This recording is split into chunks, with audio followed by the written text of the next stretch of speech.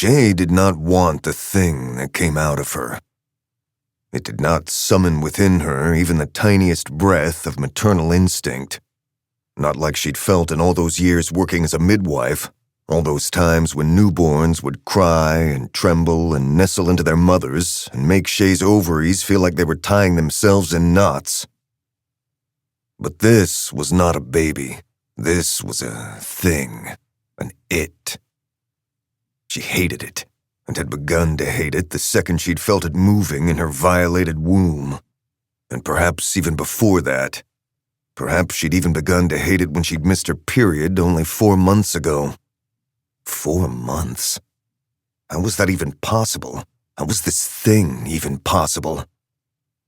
None of her experience in midwifery had prepared her for this, not the strange, abbreviated, and agonizing pregnancy, and not the abomination that it had brought out of her. She had always wanted to have a baby of her own. She just never found the right guy to settle down with. As her 30s had crept towards her 40s, she'd considered artificial insemination. But she'd kept holding out for that right guy to come along.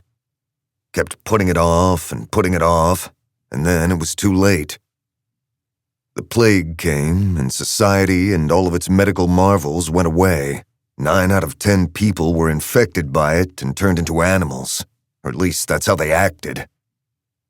It burrows through the frontal lobe, they'd said, those few newscasters that had been holding out for some real scientific information on the plague, instead of the rampant speculation they'd been vomiting for 2 months straight. And then there was no more news.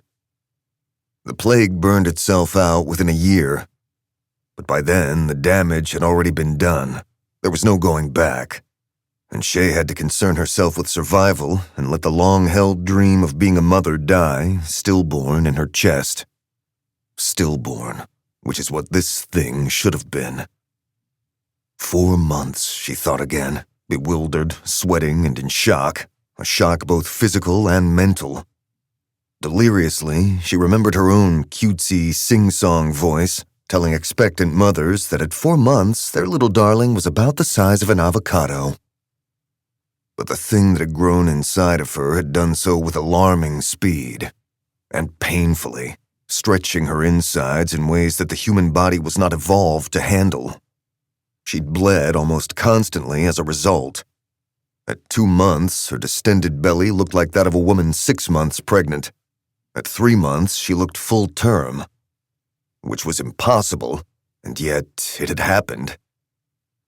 Impossible that the thing that came out of her should be alive, but it was. And more than that, it was developed far beyond what a newborn human should be. It did not cry. It yipped like a small dog. It did not squirm helplessly about. It was already crawling, the umbilical cord still tethered to Shay.